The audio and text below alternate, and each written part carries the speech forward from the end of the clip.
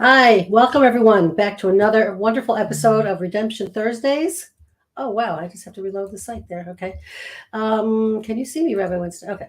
Something happened to my computer briefly. With Rabbi Pinchas Winston, world-renowned Torah teacher, writer, and lecturer from Telstone, Israel.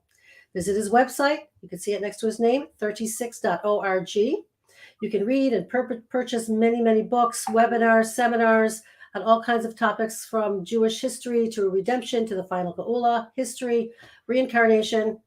You can spend your whole life there. Visit 36.org. And the best book we're pushing right now actually is Redemption, Redemption to Redemption, because it links, Rabbi Winston will discuss how Purim and Pesach are two redemptions that are very closely linked together. And tonight's topic, of course, is about Passover, speech and freedom. Thank you for joining us again, Rabbi Winston.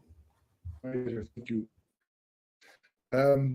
Just in terms of understanding the connection to Purim to Pesach, and because we're getting classes, basically. We're born with pretty good vision in the latter period of time, and then after a while, we don't see as many more. Our eyes become weaker. Mostly it's genetic, but quite we start to have difficulty reading the small print and then a little bit bigger.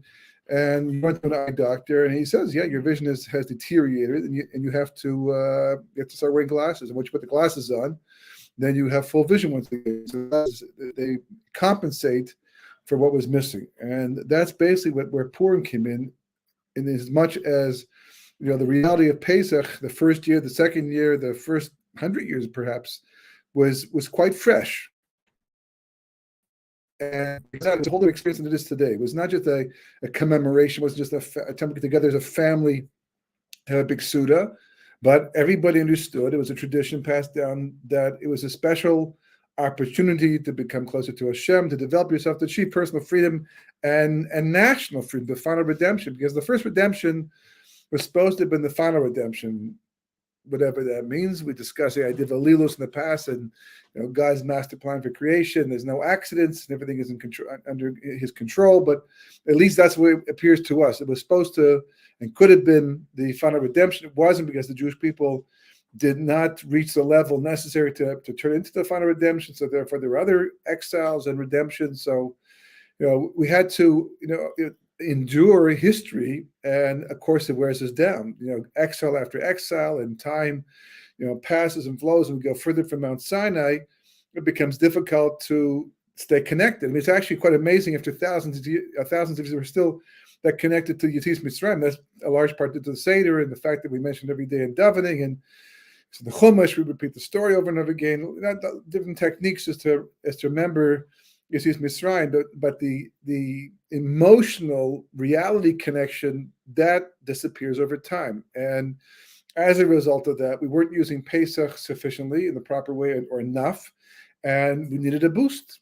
We needed glasses, so to speak. So therefore, Purim came along, and that's one of the reasons why, as the book starts off discussing, that in a leap year, when you have two Adars, so we put Purim and the mitzvahs of Purim in the second Adar, close to Pesach. The Gemara has two options: either to keep in the first Adar, which is close to the month of Shvat, because every year that's when Purim happens, is in the first Adar after Shvat, and a non-leap year there's only one Adar, but it's still close to Shvat. So do we keep that, or do we push it to the second Adar because it's a leap year and keep it close to Pesach? Those are the two options, and the Gemara weighs it out, and basically the basis of the opinion to keep it in Shvat is the idea of ein marvin ala mitzvahs, concept that we have in halacha, that if a mitzvah comes to your hands, comes your way, do it right away, right? Like chumetz. If you leave chumetz for 18 minutes unworked, it becomes, or at least you leave dough that's not yet chumetz for 18 minutes unworked, it becomes chametz. And it's a mitzvahs, matzahs, they're spelled the same way. The Gemara, elucidates the word and says, just like you have to keep matzahs from becoming chumetz, likewise you have to keep mitzvahs from becoming chumetz. Meaning you can't let a mitzvah go too long, because if you do, the opportunity might disappear, and it happens very often. That's the case, or we get distracted and forget about it. Lots of ways to lose a mitzvah. So therefore, do it right away. You like something, you do it right away. It's important to you, you do it right away. So therefore, since the first opportunity in a leap year to celebrate Purim is in the first Adar, do it in Purim. Okay, so it's further away from Pesach, but big deal. So what? In fact, if anything, you have more time to clean up after all Mashiach Manas that we brought home during Purim in advance of Pesach. And they should make it. They should make it Takana. They should make a decree, a rabbinical decree, that all Mashiach Manas should be kosher to Pesach. Everything you give to the kosher Pesach, but most of it's not, and as a result, you have to clean it up. So now in a leap year, you'd have a month and a half to clean up, as opposed to just a month. So that would be a good reason halachically to keep in the first Adar. But the Gemara comes in and says no, we're going to put in the second Adar because mesamach geula legeula, which means put one redemption close to another redemption, hence the name of the book, Redemption to Redemption. That's what it comes from, that idea.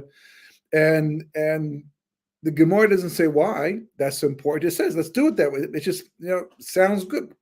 One is a redemption close to another redemption. And that's an inyan. An inyan is less than a halacha. Halacha is like, that's what you're supposed to do it that way. That's the halacha, that's the law. An inyan is something that if you don't do it, there's no avera involved. You might have lost out on an opportunity, but it's not the end of the world by any stretch of the imagination. So it's very rare, it happens a few times, but it's very rare for an inyan, which literally means matter, right? But an inyan to overcome a halacha like this. Why was it so important to put Purim close to Pesach? Because Purim essentially is the preparation for Pesach. If you have too much time between Purim and Pesach, whatever you gained on Purim, hopefully you gained on Purim, is going to fade away by the time you get to Pesach, and therefore you're back to square one. Pesach will not have the impact it's supposed to have on you. So therefore, Purim amplifies the opportunity to use Pesach correctly. What does that mean? There's so much going on when it comes to Pesach. I mean, obviously one of the main, focal points, is the cleaning, the weeks of cleaning, having to go from room to room and right down to respect. Normally in halacha, that if you have less than 1/60th or less of a forbidden substance, it's not a problem. So for example, if you drop milk into a meat dish, into a stew, accidentally, into chillin, God forbid, and it happens, and it turns out that it's hot and cooked and gets stirred in, it's not recognizable anymore. So if the amount of milk that fell into the chillin is 1/60th or less, so then the chillin is completely kosher. You can eat it without a problem on Shabbos, and it's as if the milk doesn't exist. Now, if you put it under a microscope, you're going to find some milk cells inside that chillin, but that's okay because the Torah only forbid the taste of something. I mean, you can't cook milk and meat together. You can't get pleasure from milk and meat cooked together. It's a unique thing. But in general, when it comes to Isurim, like eating treif, if the taste is non-existent, then it's generally not a problem. So that comes up in halacha, in terms of certain leniencies that we might take because of the way things are produced and other issues to do with it. Consult your local Orthodox rabbi to find out what this means in terms of products. But that's the way it works technically. A small amount, no taste of it, it's like it doesn't exist, but not chumetz. There could be a mashrahu, the smallest amount of chumetz. It's got to go. It's got to be gone completely.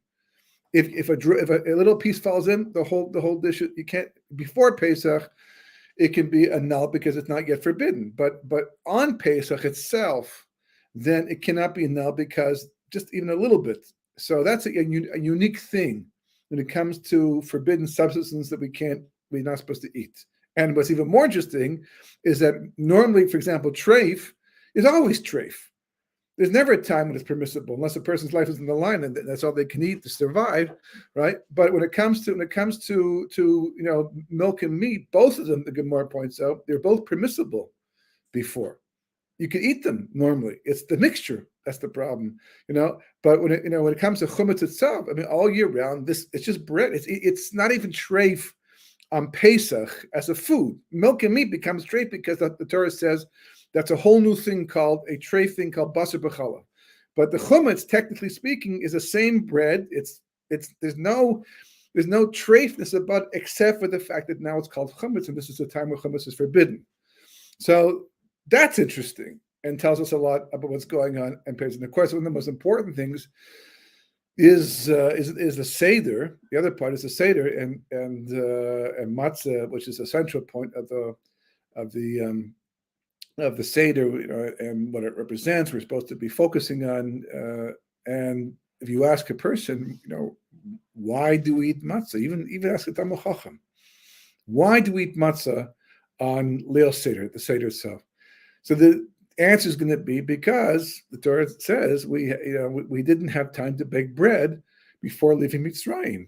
We had to put it over our shoulders, leave with it over our shoulders, and it couldn't rise for whatever reason, and because it couldn't rise, so that meant that we had matzah, and it lasted for 30 days, right? And as a result of that, to commemorate that, we eat matzah. That's what it says. But then you start asking some simple questions. First of all, they had loads of time to prepare bread. It wasn't like at the last second. Moshe told them, we're going out this month. We're going to be going out today. It wasn't, you just all of a sudden, hey, guess what, folks? I finally got the word to go out. We're all going. We didn't know what's in it. No, they knew, right? Second of all, as we have mentioned in the past, that making chametz is the simplest thing in the world. All you have to do is just take flour, put it together with water, make a dough out of it. Not even make a dough, just put them together, right? They become a dough kind of anyhow on their own. Leave it alone for 18 minutes only. That's it. Just 18 minutes. Don't touch it. Don't work it. Just leave it. Chametz, gamor, complete chametz. It may not taste very good. It may not look very good, but it's bona fide chametz. And it's what the Torah is talking about. You can't have during Pesach. So what do you mean they couldn't make bread, and therefore we had matzah instead of chametz? Third of all, that if you ask people, okay, so we didn't have time to bake bread. Why didn't we have time to bake bread? Because we had to leave Egypt so quickly, right? Well, moving 3 million people out of a country is takes a lot of time. Okay, miracles are involved, but still, it's like it doesn't have to happen like get into a car and take off. They're going, they're elderly people. There were women, pregnant women probably with children. It took time to get everyone going and get them out of the country. And by the way, they also went with a lot of Erev Rav, far more Erev Rav than there were Jews. So there was a massive amount of people leaving Mitzrayim at one time. And if you were towards the end, you might have had hours to go bake some bread before you left. So why did we have to leave so quickly? So we're told traditionally because the Jewish people had gone down to the 49th level of spiritual impurity, the price that we paid for assimilation. We had gone down to the lowest level possible.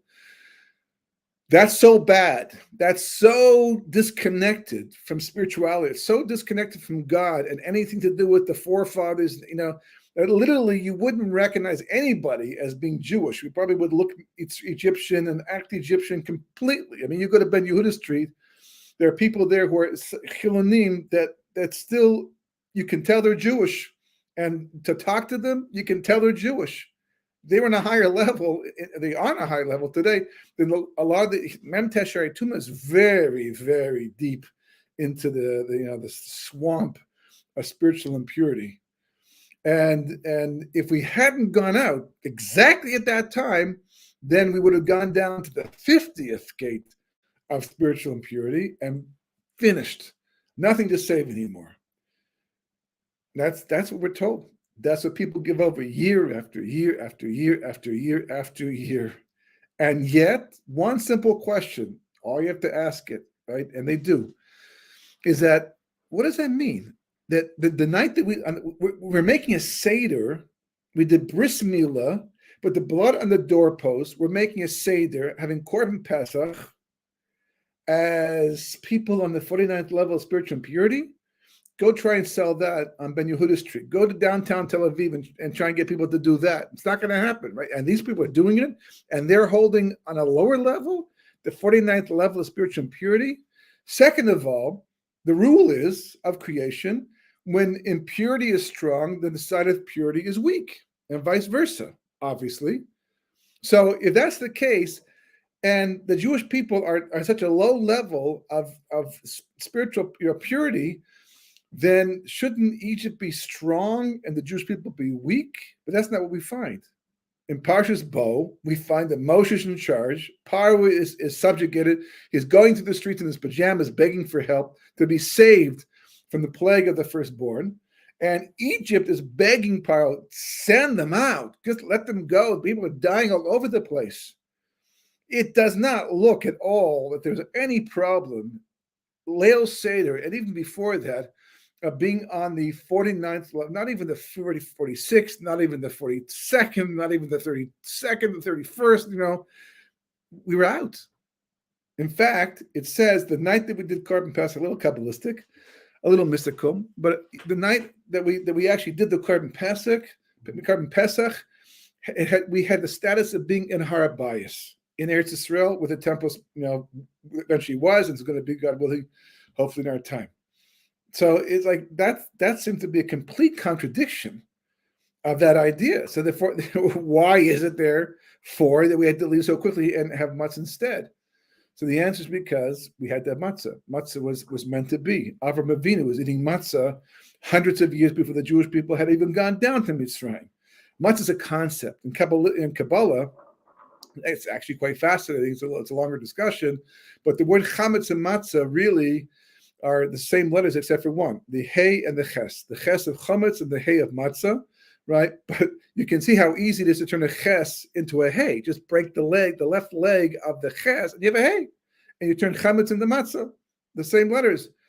And in Kabbalah, that actually is the way the tikkun, the rectification to make ma'aseh, to make creation, is described in those terms, turning the ches into a hey and the chametz into the matzah. So matzah is a hugely important concept that it was actualized by Yetzias Mitzrayim. But it wasn't just because of it. It wasn't incidental. It wasn't, there's no time to bake bread. Okay, so I have to eat these crackers instead, right? And, just so we don't forget about all this, let's do it for all the generations that come up. No. Matzah, since my separation, since creation, was meant to be eaten, was meant to be brought into the world nationally, and you see Mitzrayim, and somehow it embodies everything that we're supposed to be about. So we'll have to look at that a bit more, B'ezras Hashem, especially vis-a-vis the Seder itself. But the starting point to all of this, you eat food with your mouth. There's something else you do with your mouth as well, and that is that. In fact, someone wrote today something that appears in the Gemara, appears elsewhere, that just as you're careful about what you put into your mouth, you have to be very careful about what comes out of your mouth, meaning that you can't speak Lashon Hara, Motzi Shemra. The Zohar says very clearly that you can see who a person is by how they speak, the way they talk. I mean, we know this. I mean, when you're having a conversation with somebody, if they talk very, down to earth, very earthy, so to speak, they talk, they seem down to earth, like that type of person. They talk very unsophisticatedly, so then we don't assume they have, the highest level of intelligence. It could be wrong, but that's not usually the way it works. Usually, the more you learn and the more educated you become, the more intellectually sophisticated you become, usually language follows suit. Actions can be deceiving. A person can do a number of things that can be misconstrued, which is why the Gemara says it's a mitzvah of dan lechaschus, to judge a person to the side of merit.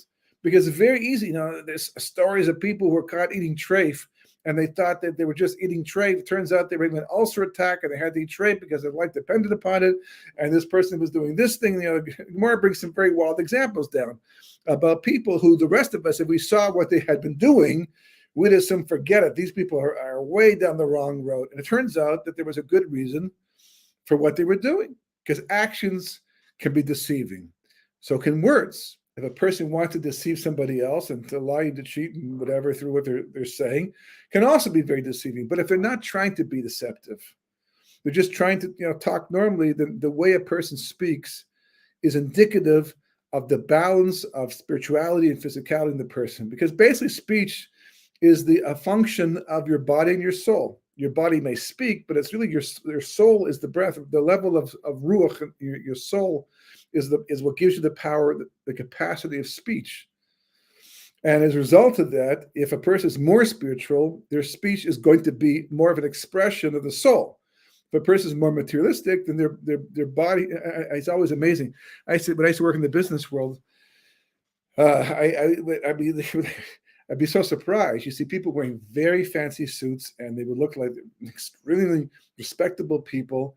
I mean, I would do business with some of these people, and we're having conversations, business conversations, and everything about business was clear and exactly the way it's supposed to be on the level I would expect it. And then the conversation became personal. They start to schmooze a bit, and it was like everything just changed. And I was amazed, how much foul language, just people using everyday casual language in the streets and all over the place. And this is because they're not so in touch with their souls. The souls, they don't allow that. I mean, how many times you talk to Baal Tshuva who will tell you that before they became religious, how it was so easy to swear. Everyone swore.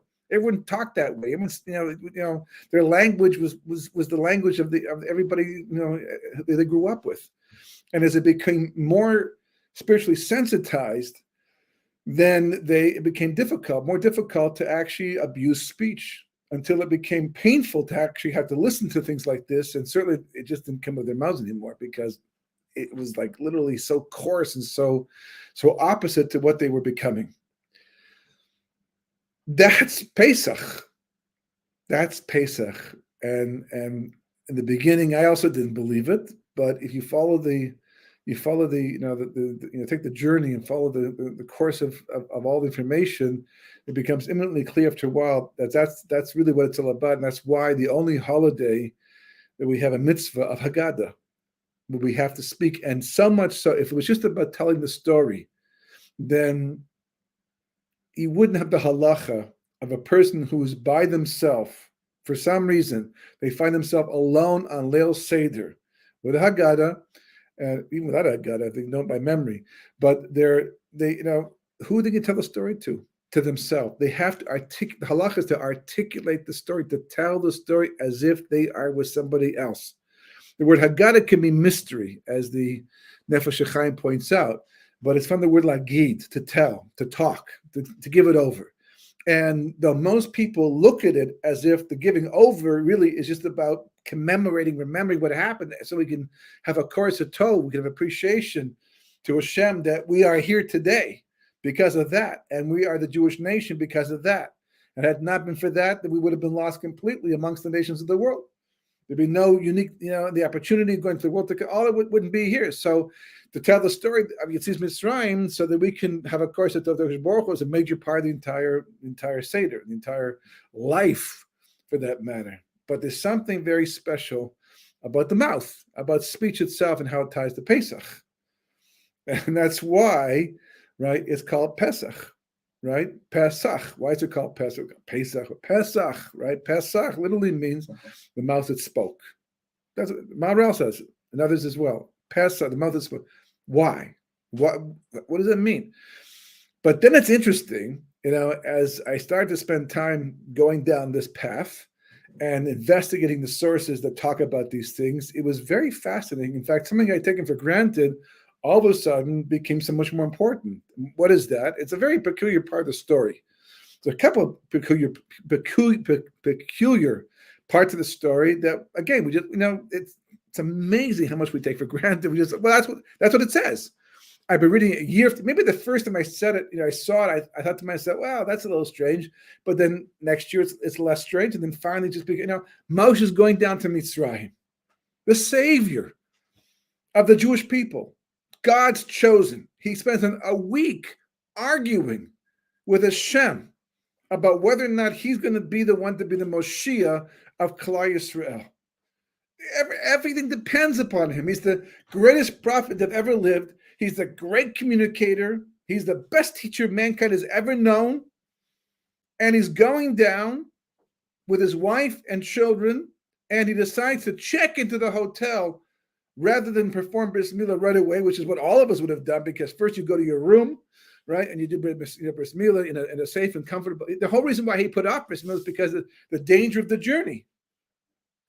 So, that he took a few more minutes, believing Moshe was a zaris. He was a zealot to do mitzvahs. If he pushed off bris milah for a couple of moments, he had halachic basis for it. And yet, we're told he almost died in the process because he pushed off bris milah. Tzipporah, his wife, recognized what the problem was, performed the bris milah on her son, and as a result of that, Moshe's life was saved. Bris milah, so bris milah really, is circumcision, right? But the word bris milah itself, the word milah, actually is a word, and bris milah is literally the covenant of the word, among other things. But that's what it means.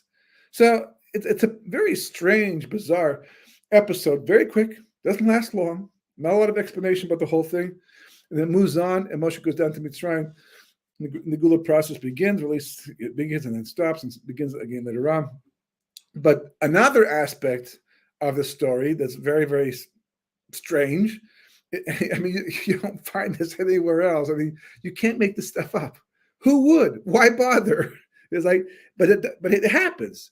Moshe won't go back to his whole birth, but Moshe is recovered by Bitya or Bisya or Basya, the daughter of Paro, and she realizes he's a Jew, and she brings him into the house. Very strange. Paro knows he's a Jew. Very strange.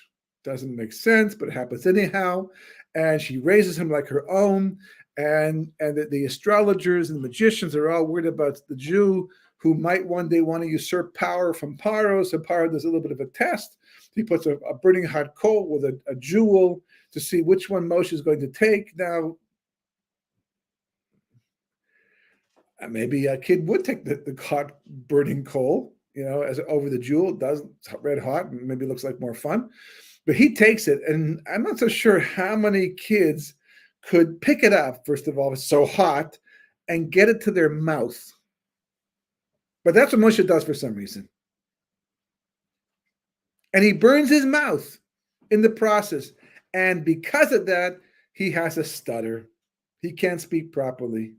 So later on, 79 years later, or 78 years later, however he was when this whole episode took place, but many decades later, so God comes to Moshe, who's herding the sheep of Yisro out by Har Sinai, and says, you're going to be the one I'm going to send to save the Jewish people as promised. And Moshe says, I can't, not me. I can't speak properly. Oral sfasayim. I have uncircumcised lips. A very also unusual expression to use. Okay, maybe in biblical times, they said we don't find anywhere else so much. You find the orla showing up in terms of the heart, not so much in terms of the lips. This is oral sfasayim. I can't speak properly. And then God does a little thing with him and shows him, who's the one who gives man the power of speech? Me, I can do it. Eventually, we don't hear about Moshe's oral sfasayim anymore, but it's interesting. He's got to go down to Paro, and because of his complaint, Aaron becomes his speaker. He becomes his prophet, so to speak. Moshe gets the prophecy. He gives it over to Aaron. Aaron speaks to Paro. And also very strange. What's wrong with your brother? Why is he not talking? If God's talking to him, why is he not talking to us? It's like, why have to go through you? Details, right? But that's what happens. And then he goes on to Paro, and he has to speak to Paro, right? And what's interesting is the name Paro, from the word Perua, which means wild and unbridled, like by the golden calf, the Erev Rav, and the 3,000 Jews that joined in were Perua. They did illicit activities, so it's Perua, uncovering the hair is Rosh Perua, it's uncovered hair. It's like a negative connotation, but also the word Paro can be broken into two parts, the pei, and the last part is ra'ah, evil mouth. Paro is the evil mouth. So we have somebody who's got oral sfasayim, not an evil mouth, Baruch Hashem, but nonetheless a damaged mouth, if you will, coming to talk to somebody else who's got an evil mouth. So it's mouth versus mouth, so to speak. And why Moshe to start off this way with such a handicap and to confront Paro, who's got this evil mouth, so to speak. Very weird. Okay, but is that significant? Is that coincidental? Is it incidental? Well, how are we supposed to look at that? And then it says that they worked them so hard. Avoda befarach. Avoda is parach. That's what it says. And the word parach, parach means like hard, difficult. But the Gemara darshans out the word and says, well, you can look at it, or the Medrash actually, perach. Break up the word pei, and the last part is rach. Literally, that would mean soft mouth, because the letter pei sounds the way, if you spell it up, pei hey, it's actually the word mouth. So the letter pei itself, that's why, for example, if you look in a Sefer Torah, the word Bereshis, right, the first letter, a pei itself, a pei in Safrus, the negative area inside the pei is the shape of a base. And the reason why that is because, Chazal tell us, because God spoke with a mouth, so to speak, again, whatever that means, right, and made Bereshis. He didn't just make creation, he spoke it into existence. So already we see the power of speech. That's God's speech. But he's setting everything in motion for all of mankind, all of history. So perach. So what's the soft mouth? So Medrash says because they conned them. They conned the Jewish people. According to the Medrash, what happened? Baruch just enslaved them right away. Rather, he did the all-American thing, where he said anybody who's a loyal citizen, you have to come out and help us build Pitim and Ramses and all these fantastic historic treasures of the Egyptian people. And of course, the Jews love to show their loyalty to their host countries. They all came out with their shovels and picks and axes, whatever they had, to work it. And there were Egyptians side by side with them in the beginning. Everyone came out. So there was no suspicion that this is a ruse, this is a conspiracy of any sort. It was just like, well, they're here, we're here, and we're working together. Excuse me. And then one day what happens is that the Egyptians stop showing for work. So they, how do you feel? So you wonder, well, there's paychecks still coming in. You're still getting paid to do the work. So you figure the Egyptians are just being lazy. We're the real loyal citizens. Here, they're not. And so as a result of that we'll show our loyalty to Paro. And of course, eventually what happens, the paycheck stopped as well. And then we're not going to work for free. But by that time, they were already taskmasters and guards and people, and they realized this is going to be slavery now. And they realized retroactively how it was all part of some kind of conspiracy. That was perach. They soft spoke, they conned them into the avoda that eventually became the shibud. But also, perach, perach also means that they soften their mouths. According to the Medrash, a different pshat is that they worked them so hard that they couldn't even speak in Torah anymore. The idea was to exhaust them, that their mouths became soft. They couldn't talk in spirituality anymore. And again, it's the mouth playing a very central role once again. 1 second.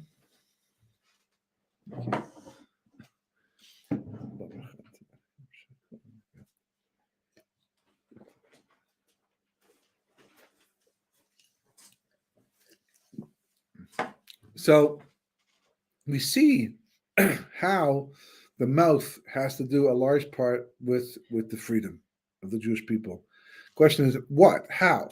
So the fact that we do the Haggadah is, again, not just a commemoration. It is the vehicle to access whatever freedom is available, and somehow it comes to the mouth. Now, Kabbalistically, it's not a surprise because basically the parts of the body and the functions of the body are just really replications on a human scale of what's going on in the spheres. The spheres are the spiritual entities that God has created in order to transmit his light and his will to us in the world, to make it, to maintain it, and to give us whatever light we need to survive and achieve, and to deny us the light if we misbehave and the evil comes back into the world. But it's all about this light coming to the world, and the spheres they're set up like a body. Our bodies, they're not mimicking us. As people used to say in the past, there's no such thing as the hand of God. We have here's the hand right there, right? Where's the hand of God? It's like, even though the Medrash talks about hands coming down from Shemayim and catching keys and things like that, but the real hand of God is like it's a metaphor. Kabbalistically, it's the opposite. The real hand is up in Shemayim. Not that it's physical, it's not, but reality is not because it's physical. This is it just seems more concrete because we can relate to a physical reality more than a spiritual reality. But the higher you go up, the more real it gets. The closer you get to God, the more he is reality. He is reality. Because he's reality, so by definition, that the closer you get to him, the more real life becomes, which is why Torah mitzvahs is the path to accomplishing in life and getting the most out of life, because you're being attached to reality. So the more you're attached to reality, the more real your reality can become. And that's why very often, again, you talk Bali Tshuva, the best to ask, because they were once not religious and now they are religious. They can tell you about the difference between that and that. And they often talk about how, life now, it seems so real when they were secular. It seems so real when they're secular, but now that they're tasting reality, a higher level of it, what their previous life seemed more like a dream, more very not so real, very surreal, so to speak. And this has to do with the spheres, because the higher you go up in the spheres. So different spheres have different functions. There are things called eyes, there's ears, noses, but again, nothing physical. It's the function that defines something, not the actual form. Down here, things have form that follow function for the most part, but the function in the spheres is the main point. That's what defines things. So something can have a function like an ear, therefore it's called an ear, and the mouth. So in general, the malchus, 10th of the 10 spheres, corresponds to the mouth, the level of the mouth. And that's where all the light comes into the world. That the malchus itself is really the world that we live in. That's where imagine like a sink with pipes in the wall and the basin, right? So the pipes in the wall would be the upper 8 spheres. The bear is the tap, would correspond to the sphere of Yesod, and the basin that catches the water, which is what you need. That's how you finally get the access to the water. Would correspond to the malchus, where the light collects and we live out our lives and serving Hashem and growing, or the opposite, God forbid. But it corresponds to the whole idea of mouth. And you see that it's like we don't have ESP right now, as far as I know. Right? But the average person, we cannot communicate ideas by simply thinking. Here, let's try it right now. Did you hear what I said? No. If I want you to know what I'm thinking, I have to speak it out. I have to talk it. Because in this very chitzoni level of reality, I have to articulate on the outside what's on the inside. But that's not the way it's going to be in Yemos Mashiach. It's not going to be that way in Techis and Mason, the resurrection of the dead. Certainly won't be that way in the world to come. On the upper levels, there's no need for speech, because we will be the knowledge and we will be attached to it. And just thinking alone would be enough to communicate, because there's no Yetzer Hara and there's no reason to have to hide your thoughts from anybody, because all you'll be thinking about is pure Torah things and godly things. So we can afford to have that. Down in this physical world of Mitzrayim, because that's what this is. This is all Mitzrayim. I mean, Mitzrayim at one point was Egypt, and Egypt is Mitzrayim, but that's just a country. Mitzrayim is a concept. It's a Metzias. It's a reality that chokes spirituality. In Kabbalah, the idea of Meitzer is a constriction of boundary, and Yud Mem is the Gematria 50, which is the Nun Sharbin, the 50 gates of understanding, which is the basis of Torah, and the knowledge that we use to climb up towards God and connect to the ultimate reality. And Mitzrayim is anything that cuts that off. That is, so if you have people who are anti-Torah, who try to interfere with the performance of mitzvahs, they're acting like Mitzrayim. They're not Egyptians. They weren't born in Egypt. They don't live there, but they're acting like Mitzrayim. At one point in time, the Egyptians were the Mitzrayim back at that time, but not today. Not today. Today, the Mitzrayim can be anywhere in the world. They could be right here inside of Israel if they're interfering with connecting to God. And that's slavery. And the ultimate paro is the Yetzer Hara. It's the number one enemy, so to speak. We're supposed to harness it. We're supposed to try to find ways to use its energy to come closer to God, and that's what tzaddikim do, and that's what people are trying to do, and eventually will disappear and won't interfere. But that's what paro does. Mi Hashem. I'm not going to let you go serve God. I'm going to make your slavery even more difficult. That's what the Yetzer Hara does all the time, every day. And it could be a little bit. A person, the alarm clock goes off at 6:30 because the person knows it takes me that long to get out of bed, wash my hands, get dressed, get my towels, get my tefillin, and go to shul, put them on, and be ready to start on time. Here's the snooze button. That's the Yetzer Hara. It feels good. Everyone does it.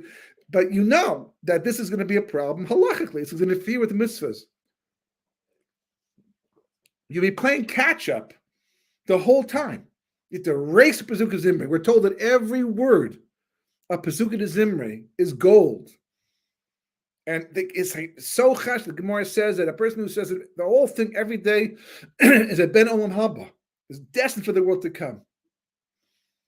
Pesukah Zimri only. We haven't got the Birchas Kriyashma yet. That's coming up. And Shmona Esrei. Wow, it's Silus, the highest levels, you know. And Yetzer Hara interferes. That's paro. That's paro. There's a mitzrayim right inside of me that I have to break out. It's holding me back. It feels like freedom when you're lying in bed for an extra 10 minutes and getting a little bit more sleep. It feels like it. That's the way the Yetzer works. Or if a person's stealing, or a person, is not even stealing, but just, putting more time to making money than they really should. And it's interfering with their learning Seder. They learn less because of it. Or they distract other people from doing the mitzvahs in the middle of their learning, even this is going to hurt.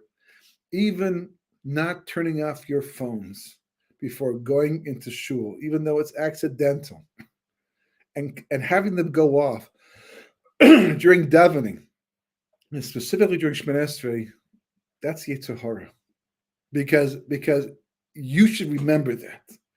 You should be aware of it. It should be so your forefront of your mind that you should not be able to to bother people during their Shema. But the telephone of all things, a person's working so hard their kavanah, and you're going to have your phone go off. You understand the damage it does to the world? And the best one is the guy just turns it off and leaves it on, like no one's going to call back, and they call back a second. One guy 3 times in a row, and by that time the people shh. It's like it's like incredible. That's paro. That's paro. And we have it all inside of us. So how does speech come to play in all this? Well, we said at the beginning, as the Zohar says, you can tell what a person's like by how they speak, because basically the battle between Moshe Rabbeinu and Paro is the battle between your Yetzer Tov and your Yetzer Hara, between your soul and your body. It's like 2 people fighting for the microphone, so to speak. Right? One guy wants to speak. One guy's going to say all the wrong stuff, and the other guy wants to get the truth out. They're like fighting for the microphone. The Rizal says that ever since the Chet Eitzadas Tov Ra, we left the Garden of Eden, went out into the world. We absorbed, as we know, the Yetzer Hara inside of us. It's part of our being now, and he became like the Balabas. He's the Balabais now. He gives us the commands. It's like absolutely amazing and absurd how this whole world is literally being run by the Yetzer Hara. Billions of people living by the command of the Yetzer Hara. And they're thinking that the more they follow its orders and its commands, the freer they are. So Chazal Kamalan say that Torah was engraved on the luchos. Al tikre charus ela cherus. Don't read engraved, but freedom. Freedom is on these luchos. And the average person doesn't understand there's a freedom. 613 mitzvahs. Okay, so I don't do all of them, and not at the same time, but still there's so many incumbent upon me from the moment I wake up in the morning to the time I go to bed at nighttime. It's like, how do you call that free? It's slavery. As someone just said recently in the Knesset from Tel Aviv, that it's about Tel Aviv state versus the Jewish state. We're sick and tired of the Jewish. We don't want the Jewish state anymore. We want this Torah business, this religion. We want to be free. They're the biggest slaves that exist. They're completely capitulated to the Yetzer Hara. They're run by. They live by. They think it's them. They think it's that they're in charge. No, they're not in charge. They're following the Yetzer completely. That's the highest level of enslavement. And even though, and here's the tough part, you don't necessarily get to find out the truth about that until way later, and it's too late to do anything about it. I mean, certainly after you die and stand before Hashem. But Pesach is about getting freedom in the world now, about getting the truth now, about breaking free. And that's why Chumatz on Pesach, even Mashu, is Aser. It's forbidden. Why? Because when it comes to breaking away from the Yetzer Hara, it's got to be pretty complete. Okay, not the whole year round. We eat bread all year round. But at least for the 7 days of Pesach, you have to make a clean break. As the Rambam says, when it comes to bad traits, you can't just go halfway. You have to go to the other extreme. And then you work your way back towards the middle, perhaps. But you have to go to the extreme, to go cold turkey, as they say. Otherwise, it's like, again, one day yes, one day no. And no one's free like that. So we haven't actually explained completely yet why mouth is so important to that, although we kind of alluded to it, and that is because of the fact that it's really the indicator of the scorecard, so to speak, of who's in charge. Where are you holding right now? Is the soul the one guiding you, or is it the body? Is it the Yetzer Tov, or is it the Yetzer Hara? Are you still enslaved, partially enslaved? Because the Jewish people also, when the plagues began, they still went back to work for 6 months. Until Rosh Hashanah that year, they were still slaves. It wasn't until after that, even though the plagues already began, and Moshe was already, pounding Mitzrayim, or Hashem was pounding Mitzrayim with what was happening. Nonetheless, it took a while for them to break out. And we'll see that has a lot to do with Adam and his, man and a donkey, and the power of speech and how that plays a role in acting as the mechanism that we have to use the most in everyday life, not just during the week of Pesach, but all year round. The power of speech is literally the power of speech, but it's much more powerful than people know. It is the key to freedom. And B'ezras Hashem, next week we'll go into more detail.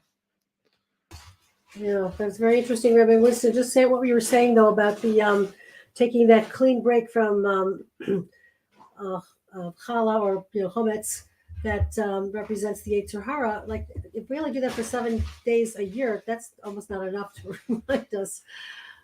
I mean, it seems like enough time. Well, the truth is that the chametz is really representative of. It's not just that, but it's really like the whole materialism, reality itself. It's like we're. Our biggest blessing is also our greatest curse to a large degree, and that is that we have grown up in a time of tremendous affluence. And when it comes to food, I mean, our ancestors in Europe 100 years ago, 20 years ago, they had to worry about where their next meal was going to come from. If they even had one coming, and when they ate very little. I doubt obesity was a problem for many Jews living in Europe. That was not. It was more like starvation was probably the main concern. And we have become so immersed in gashmias, in materialism, and we think it's freed us. In fact, what it's done is just the opposite to a large degree.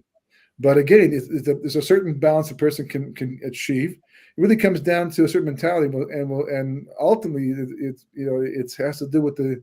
Really, that's what it is. It's really the mentality, and that's what Pesach is coming to develop. So if you get it, I mean, it's not just you don't just work at it during Pesach. By the way, Pesach is kind of like the refresher course. It's like how people come back for a conference after 2 years to get to go over the material and be reinforce it and for chizuk. But you're supposed to be working at it all the time. Like really, the truth is Pesach is all year round. It's just the chumetz that's an issue. But the reality of Pesach, when you understand what it's all about, you'll see it's all year round, all the time. Okay, thank you, Rabbi, and thank you, everyone, and have a wonderful Shabbat Shalom, everyone, and I hope to look forward to Rabbi Winston speaking about this topic and continuation of it, this fascinating topic next week. God willing. Thank you. Good night.